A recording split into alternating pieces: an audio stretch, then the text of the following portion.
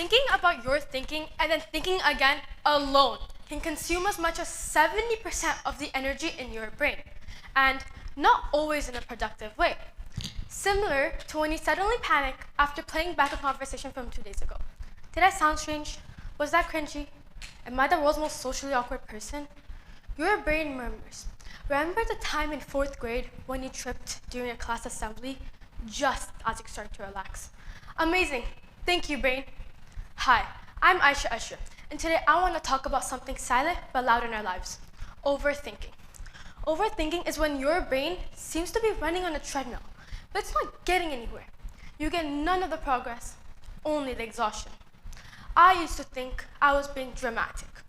I'd overanalyze texts, remove perfectly acceptable responses because the emoji didn't free write, and freeze in class even when I knew the answer. For what if it's incorrect? And I'd spend the rest of the day regretting not speaking up. Thinking too much is not a sign of bad personality. It's simply the brain design. Here's where we get a little nerdy. Your brain contains a structure known as a default mode network, or DMN for short. When you're not paying attention, like when you're staring at the roof at 1 a.m., it activates. But when DMN goes into overdrive, welcome to the overthinking Olympics. How's your brain doing? Winner, medal, gold. The first steps are to make up fake arguments with people you haven't talked to since 4th grade, practice worst-case scenarios, and think how embarrassing you were in the past. Really? Like 4th grade? Even though I can't recall where I put my math assignment from last night, my mind is replaying the moment I stumbled during a class assembly. However, you know what? It's attempting to keep you safe. In fact, I believe that's helpful. Like, what if your bodyguard constantly threw you on the ground whenever someone made fun of you?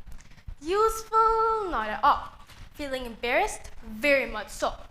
Your brain's attempt at mental rehearsal is what overthinking is. It's similar to a nervous bodyguard saying, let's be ready for anything, so nothing can hurt us. Which sounds lovely until it prevents you from trying new things, speaking up, or simply texting your friend without reading it 14 times. Our brains are still developing, especially as teenagers. It takes until our 20s for our prefrontal cortex, our decision-making center, to reach its full capacity. However, our amygdala, our emotional alarm system, totally online. In other words, it's similar to giving a nervous driver who hasn't learned to brake a race car engine. Then there's social media. You upload a picture, no likes for 10 minutes, wrong time, cringe caption. Do I need to remove it? Not only is the cycle exhausting, but it's also dangerous. According to a Yale research, focusing on thoughts or rumination can lead to an increase in anxiety and depression and raise stress hormones like cholesterol. So, how can we stop the spiral then? Instead of working against our brains, we work with it. The 5-second rule is one of the best strategies I've come across. When you sense your mind going incorrect, you simply count 5, 4, 3, 2, 1, go. It works oddly well because it stops the default mode network and returns control to your sensible brain before it stops you from doing anything. Something else that's helpful? Put it in writing. Simply writing down your ideas can help you declutter your mind. Students who wrote down their concerns prior to an exam performed better than those who did not, according to a University of Chicago study. Then there's an entertaining one. I named the voice in my head. I named the voice as Panic Patty. When she arrives, she says, oh my God, what if everything blows up? And I say, Patty, please. You can better distance yourself from your inner critic by giving it a name. I also use a relaxation method developed by a Stanford neuroscientist that involves taking 2 short breaths and then letting them out for a long time. It's kind of like hitting your nervous system's reset button. I also play the worst game scenario game, which involves asking, what's the worst that could happen when I'm in the what if mode? And then what follows?